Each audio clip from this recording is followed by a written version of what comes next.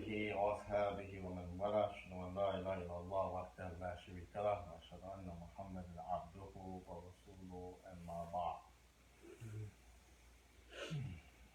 نسأل الله سبحانه وتعالى التوفيق والهداية والإخلاص والصدق and ask Allah for His help, for guidance, for facilitation, for sincerity and truthfulness. Amen. This is the 10th sitting with the book Sifat Salat al-Nabi sallallahu alaihi wasallam من تكبيرها إلى تسليمها كأنك تراها لإمام ناصر الدين الألباني رحمه الله.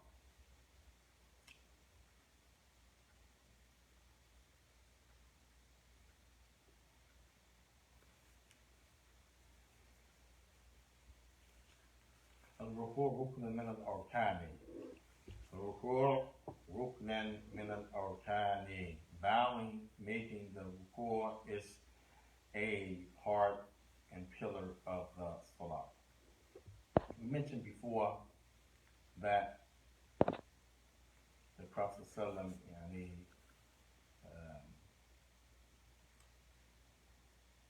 mentioned certain things in the salah, and some of them fall into categories of rukn, it's a pillar, and some of them fall into categories of wujub, application. So ruku' is a rukn, it's a pillar of the salah. Without it, you don't have a salah. So the Shaikh is make that clear. He said, وَكَانَ النَّبِيُّ صلى الله عليه وسلم, and the Prophet صلى الله عليه وسلم, he said after the Prophet فرغ من قراءة سكتة. So Al-Bani said when he would finish his recitation, because this is prior to ruku', prior to bowing, the Prophet would finish his recitation, he would have 2 periods of silence. 2 periods of silence.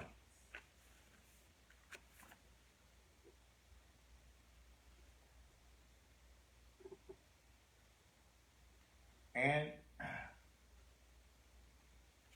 these 2 periods of silence that Shaykh al-Albani is talking about when the Prophet first initially made takbiratul ihram, and he initially said Allahu Akbar, raise his hands either up to the earlobes or shoulder length, and he glorified and praised Allah Tabaraka wa Ta'ala by reading Al-Fatiha. But before that, after the takbirah, he was quiet. And then after his recitation, he was quiet. Those are 2 times that Salam, in his reading of the issue of the salah, he was quiet. Once after takbirah al-ihram, to open the takbirah, and after his recitation. And Shaykh has already mentioned that the first silence was for what's called dua istiftah, when you're going to praise Allah wa Ta'ala before you make dua. You're going to open your dua with praise. And then the second is after he finished his recitation. It was quiet after Ameen al-Fatiha. And some scholars said the second time when the Prophet was silent was to give the people a chance behind him that they read their al-Fatiha. While there's no conclusive evidence for that, some scholars have stated that was why the Prophet ﷺ was quiet after his recitation of al-Fatiha before he started to read something from the Quran besides al-Fatiha, so the people behind him, those who are following him, they could get their reading of al-Fatiha. That's the Prophet himself. He mentioned the one who does not have al-Fatiha, that the salah of that person is incomplete. It is not valid.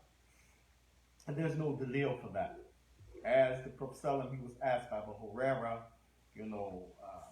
about that, making the takbir in silence. And then the Prophet ﷺ told him he was glorifying and magnifying Allah Ta'ala. And that's how we know that. Like Shaykh al-Albani said, the opening of your prayer, the Al-Fatiha, the dua, and praising Allah. But as for the second one, after recitation, then this is speculation by some of the scholars, and it's not proven now.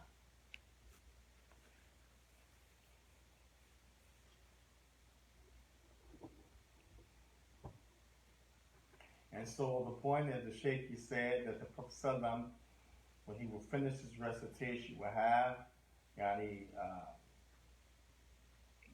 two types of silence. One, after he makes takbirah, and then after his recitation. So he's referring to after the recitation as the second one, and then that person is going to read something from the Quran, and then after that, he's going to raise his hands again, and he's going to go into Rukoo.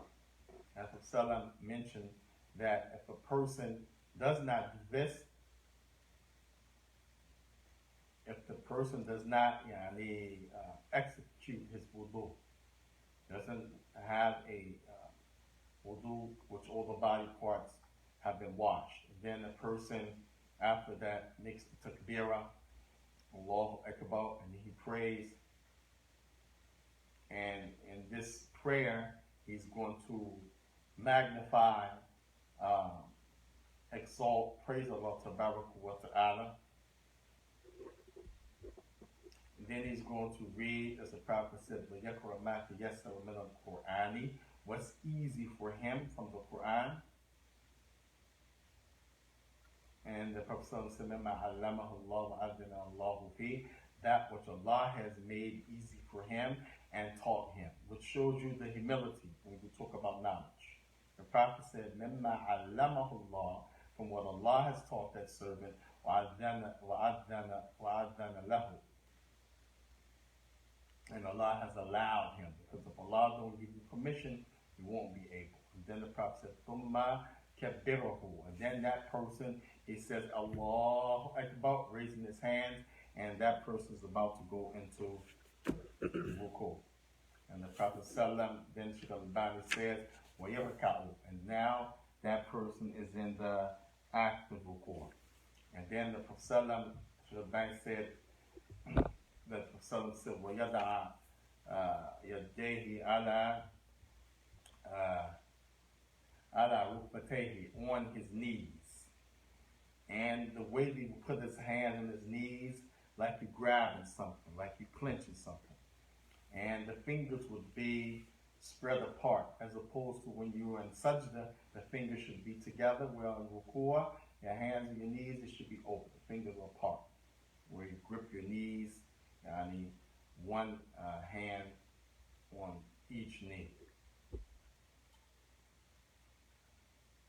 حَتَّى تَطْمَئِنَّ مَفَاصِلَهُ, and that person is going to stay in that position until all of the bones are relaxed. وَتَسْتَبْقِي, and تَسْتَبْقِي means that person is going to be relaxed. And not that the person is going to raise his hands and say Allahu Akbar. As soon as he goes, he's going to raise back, saying Allahu liman hamid. No. We want to be relaxed. And the ulama, they said, to the point that if a person was to come in and see you, they say, huwa fi rukoo, he's in rukoo. From a distance. They said if a person was to see you in ba'id, can see you from a distance, okay, that person's in rukoo. If somebody sees you from a distance and they can't tell you're in rukoo, then you violated this, which the Prophet ﷺ is saying, how you should make rukoo. And that is, your body should be relaxed in the position where that person has his back straight, has both hands on his knees, and all of his bones are in that position of relaxation, that position of bowing totally. Now, the Prophet ﷺ is going to talk about the description of Rukoo. Qala sifatu Rukoo, the description of the bowing of Rukoo.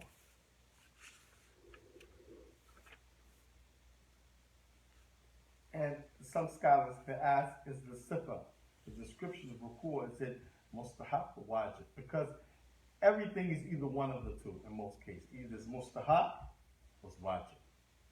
Like the reading of Fatiha. Reading of Fatiha is wajib or mustahab? It's wajib. Reading something after the Fatiha, is it mustahab or wajib? It's mustahab. The only one who says reading something after the Fatiha is wajib is Abi Hanifa. He's the only one who says reading after the Fatiha wajib. Rather, he says that's wajib and the Fatiha is mustahab. Allah mustahab. How do you get that? But it's what the Imam Abu Hanifa came up with. As Allah said, مَا تَيَسَّرَ فَقْرَؤُوا مَا تَيَسَّرَ مِنْ, and read what's easy from it for you. But this doesn't mean now Al-Fatiha is recommended. Allahu musta'an. So everything has a, is it question mark? Is it recommended, mustahab, or is it wajib? So here, the description of the person's rukuu, description of the person's bowing, does he have to fit that attribute, that description in his bowing, or is it recommended? Is it recommended to bow in this way the Prophet is saying, or is it wajib? Here. Shaykh Ban said, يقول Imam al-Albani, وكان النبي صلى الله عليه وسلم, the Prophet used to يضع كفيه على ركبتيه. He used to put his hands on his knees, and the only way you can do that, really, you gotta bend. You can't just stand straight up, put your hands on your knees. It's gonna be strange. So here it's talking about he bent. He said he bowed and he placed his hands on his knees, the right one on the right knee, the left on the left one. He said, وَأَمَرَ يعني بذلك وَأَمَرَ بذلك أيضا المسيء الصلاة, and he told that man who prayed badly to do that. That famous hadith where the Prophet told the man, go back, and pray, for verily you have not prayed. Although the man prayed, he didn't pray right. So in that narration, the Prophet told this man how to make the rukuu as well.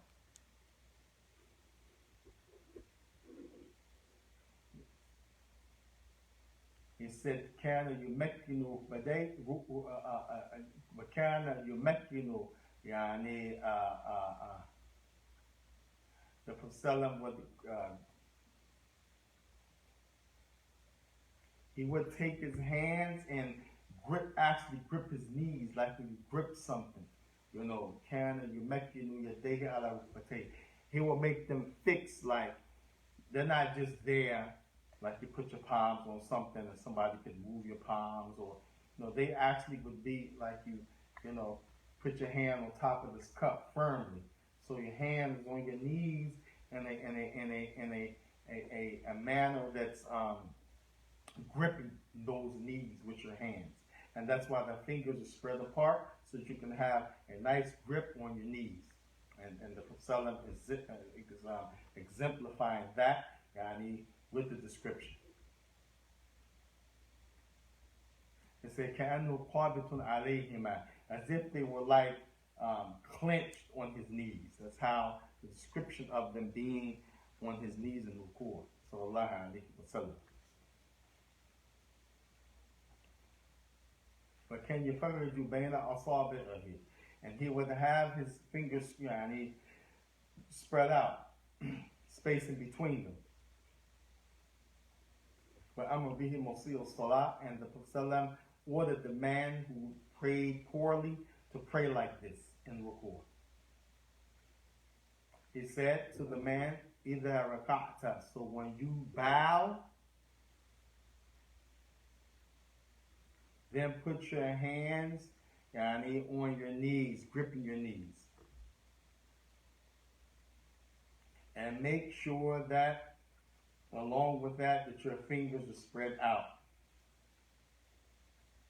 And this, he said, ثُمَّ مَفْكُفْ حَتَّى يَكُونْ كُلُّ عُضْوٍ مَخَّذُهُ, and make sure that you rest in the place of Rukoo,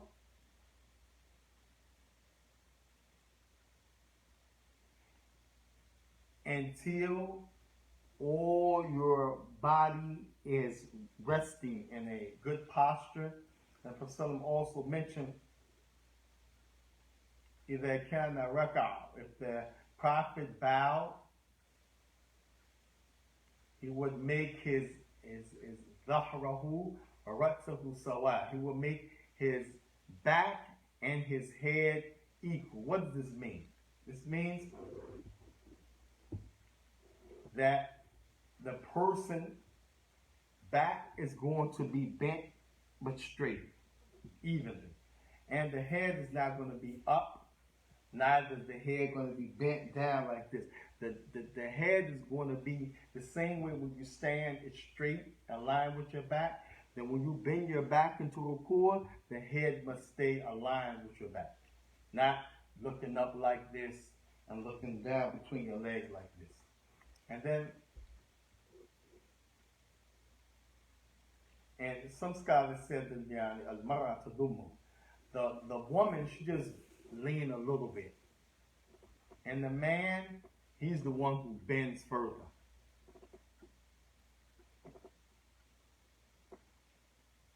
And this is almost like saying the lady, she does a half bow. Like when you go, you see the Asians in their countries, and they meet one another and they do like this. They don't do a full rukoo, they just like bend half. Some try to say this is the lady, the mar'a, the lady, female, that's what she do when she make rukoo. And of course, she's not going to have her hands the same way on her knees, gripping, because she's not even really bending. She's just going to bend a little bit. And the man, he bends all the way. And some of them said because the lady, the way her chest is made, if she just bends a little bit, that's sufficient. If she bends more than that, then her breasts are going to hang. Because remember, not long ago, people in those parts of the world were not wearing bras and different things. So for them, it's like a shame. The lady is like, ay, she's making her breasts, hang. And so for her, her rukoo is different. But there's no text for this, as the ulama, they mention anytime that the Prophet mentions something for the men, the same thing is for the women, except that it's explicitly made different. If there's no clear text for the woman to do something different from the man, then what's for the man is for the woman, even in the issue of salah. So in order to have that rukoo that the Prophet is talking about, even a lady, she has to bend all the way. Her back must be straight, to the point where the Prophet said if the person was to pour some water in your back, it wouldn't roll off. It would stay. Or if you have a cup or some water, place it on somebody's back like this, the cup is going to stay. That's a straight back. If the back is not straight and you try to lay that cup, the cup is going to tilt, turn, spill. That's an example of how the person's back should be when they make a rukoo. Now, so here, if a lady is praying, she should pray just like the man. The woman's salat is not different from the men. We'll go find the Hanafi saying this and some other people saying this in the madhab. Salat of the lady is different from the man, but there's no proof for that. Whatever Allah Ta'ala's Prophet mentioned for the man, then it's the same for the lady, except that there's something detailed for the women, and in this case, the Prophet has mentioned rukoo for everybody to be the same.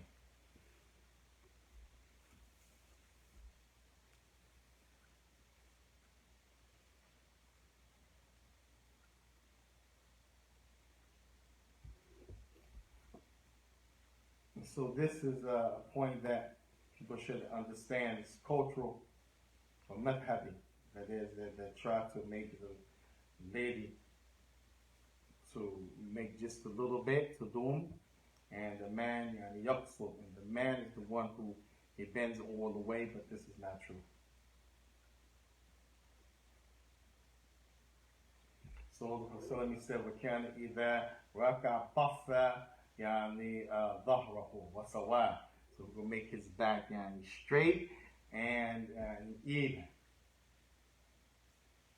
He said, حتى لو صب عليه الماء, even if to the point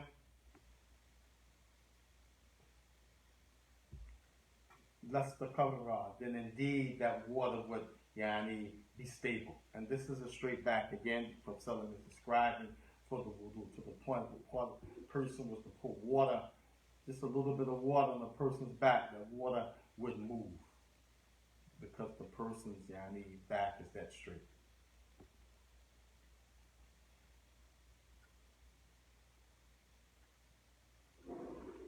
So this is important when you talk about the Rukoo, that you don't just, when you finish reading, you say Allahu Akbar, and then like somebody Allahu Akbar, have it just bounce right out of his Rukoo. You have to make yourself fixated, comfortable, firm, relax in that position where somebody can see you again from a distance, say, oh, he's praying, he's in Rukoo.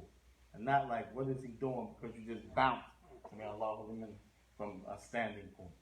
And that person's back should be straight to the point that Salam said, if we were to pour some water on that person's back, the water would survive, would be stable because the back is straight. And the hands should be on the knees in a gripping fashion. And there's no difference between the Rukoo, the bowing of the man from the lady, except by a clear text. And this is no clear text to change that for a lady. And then we said, that the person don't drop their head, and a person shouldn't when you're Rukoo, you shouldn't have your head looking between your legs or hanging, or your head up. It should be straight, even. And that's part of being being comfortable, that everything is aligned in a natural way. Naturally, the person will walk around with the head up. And naturally, the person will walk around with their head down. Naturally, they walk with their head straight, aligned with the neck, not up to the sky, and not down to the belly button. So why would a person in the bowing position have his head up like this? That's a strain. And have the head hanging like this, as if he's looking between his legs up to the floor. No, it should be straight. Now, so don't do either or. You're making Rukoo, don't raise the head, don't bend the head, have it even with the back and the rest of the body. Now, so this is part of the Sifat of Rukoo, what Prophet Sallam is doing, describing the Rukoo. And that head should be in the middle. What's in between, up and down, straight, even with the back. And this is the description of the Rukoo. Now, so this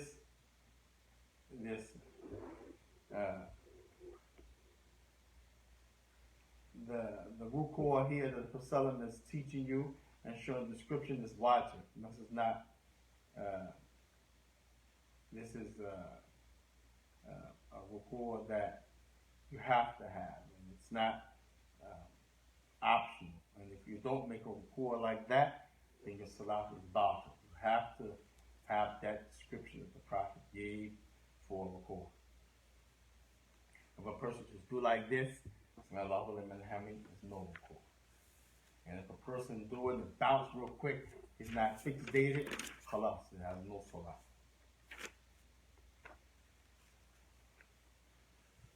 Now, this is somebody, they said, the ulama said, if somebody see you from a distance and they can say, okay, he's in Rukoo, then that's a Rukoo that's good, and your salat is good. But if they see you from a distance and say, I don't know what he was doing, what was that Rukoo? What was that? Then that's an indication your salat is batil.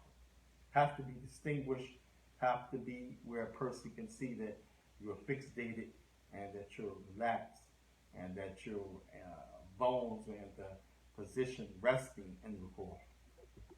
Now, and this is important to know because this Rukoo again is Rukun.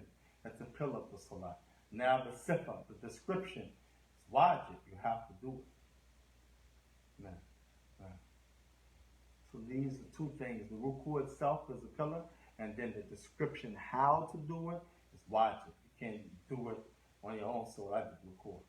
No. And this is why the lady can't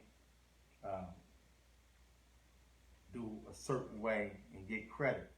It's not the description that the Prophet gave, and her salah, unfortunately, will be batil. It will be no good. And this is why many people should study the salah and not go on what they do back home and culturally, because if they don't learn it, they'll go their whole life praying in a way that salah is batil. And this is inclusive in the issue of Rukoo, which is a pillar, and then the description how the Rukoo should be, which is wajib, as the Prophet ﷺ has explained. Now, then the Prophet ﷺ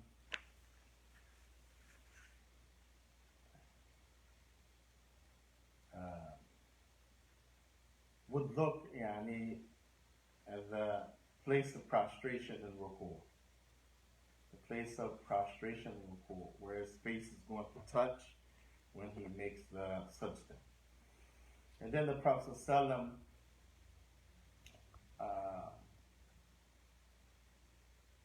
when he would raise from Rukoo, إذا رفع صلبا اعتدالا قال سمع الله لمن حمده.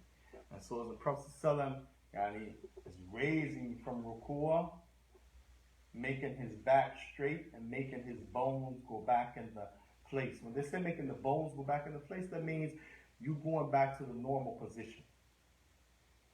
While the Prophet is doing that, at that time, he will say, Sami Allah liman hamida. Sami Allah liman hamida.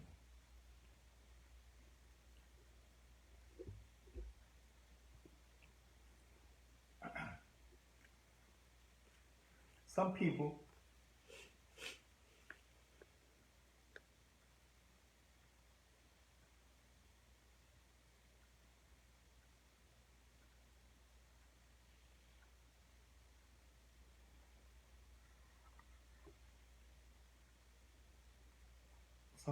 also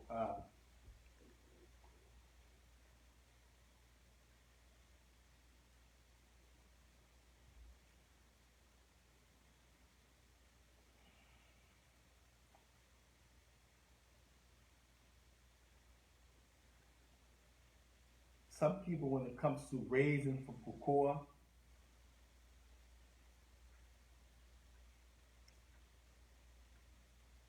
and saying Sami Allahu liman hamida, some people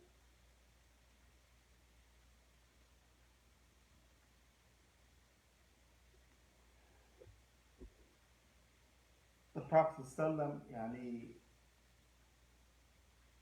told a man who prayed quick and he didn't pray right, he said Atimmu Rukoo wa sujudi, and Rukoo wa sujudi. Make sure you complete your Rukoo and your sujud. Some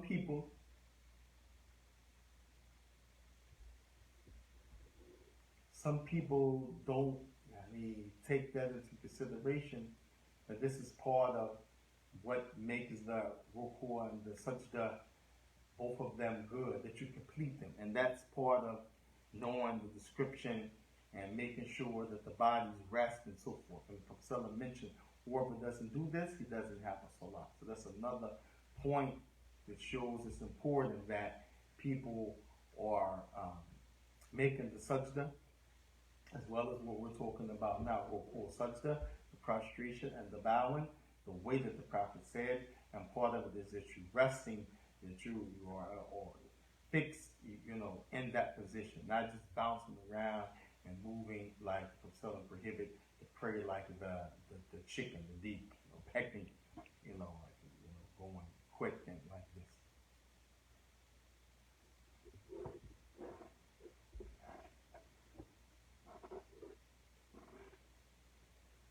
And the Prophet Sallallahu one time he said, inni arakum min khalfi dhahri, min wara'i dhahri, I see you all from behind my back. Whosoever doesn't complete his rukoo or his sujood, then that person will have a salah. Some people, they try to say that the Prophet have technically, literally eyes in the back of his head. There's no good deal for that. Others say that the Prophet don't really see from behind his back. Allah informs him what's going on, and he just said, I see you all from behind my back. Shaykh al-Bani, he mentions at this point, a comment, he says, no, this is haqiqiyya, that the Prophet really sees what's going on behind him. But it's not because he has eyes, literally, 2 eyes in the back of his head, like some monster or some type of robot. And it's not that Allah is revealing to him and he's just using that tone of language, I see you, but Allah actually told him no. Part of the miracle is the Prophet is able to see what's going on behind his back without having eyes in the back of his head or on his shoulders, like some cameras we have today, body cameras. And it's not a word that he's using to say, really, Allah informed me. No, what he said, literally, he sees you from behind his back. Sallallahu alaihi wasallam.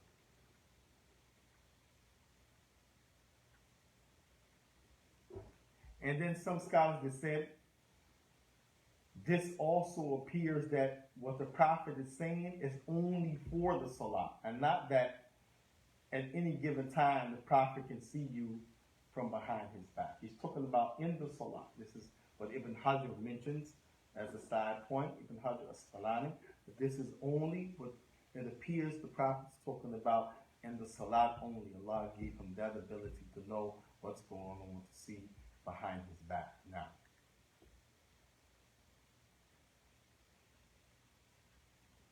Even though the Prophet's speech is general, the context is talking about the Salat. So this is a point when we talk about the Arabic language.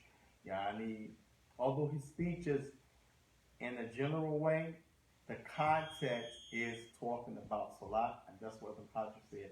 It appears he's talking about seeing the people behind his back in the Salat. Although some people try to say that this is general, so keep it general. Whether you're in Salat, whether you're not in Salat, the Prophet can see you from behind his back. And you need a text to really say that, because the context that the Prophet is saying that in is in the Salat. We don't have any other situation where the Prophet mentioned that statement. No other situation where the Prophet said, indeed, I see you from behind my back. Only the Salat. So although it's general, it's at the same time a statement that's particular only to the Salat. Now, and this shows you that statements can be general, but also they carry a particular meaning, although in general. Now, others, again, they said Allah sends him revelation or allows him to know that. Others said, okay, he's talking about seeing you all the time in Salat, not out of Salat. And others said, he has some real eyes in the back of his head. No, the Prophet don't have eyes in the back of his head. Allah is not revealing to him, and he's just saying, I see you. The Prophet, as the miracle, was able to see and know what's going on in the Salat from what's behind.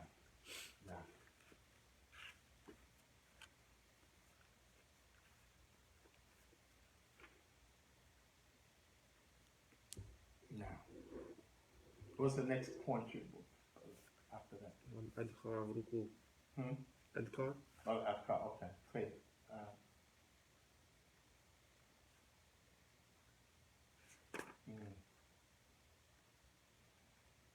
So the Prophet mentioned the statement as it relates to Rukoo and sujood, and this is the place that should be applied in the Salat, not outside the Salat. Also, when you talk about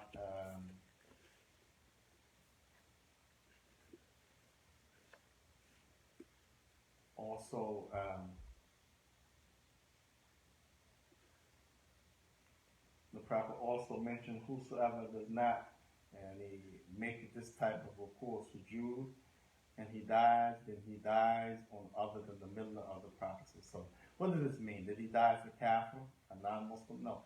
This means he didn't die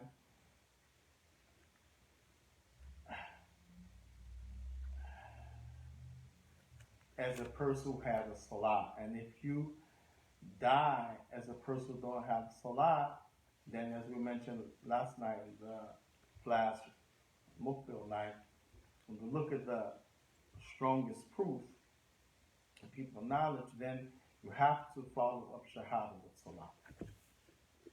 You have to be a Muslim with Shahada and Salah. You can't just be a Muslim with Shahada. Like people say, I'm Muslim, but I'm not Deen.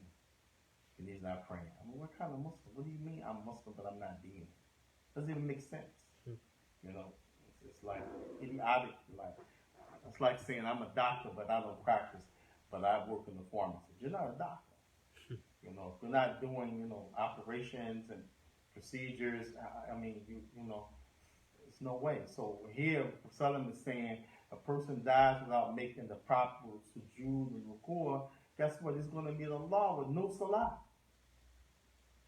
And the Muslim that meets Allah with no salah, the strongest evidence shows that person is not a Muslim. And so this is the meaning that Shaikh al-Albani is showing from the statement of the Prophet. Whoever dies not making the proper rukuu and sujood, then that person dies in other than the millah, other than the way of Muhammad, meaning that person dies either not having a salat, or that person dies not a Muslim because he didn't have those salat at all, because the salat has to be complete, and part of this is the pillar, which is rukuu, that the Prophet ﷺ is mentioning here.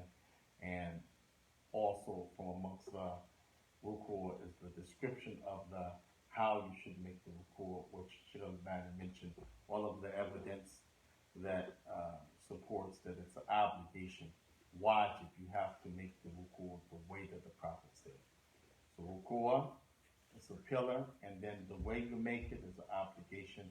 And inshallah, we'll stop here.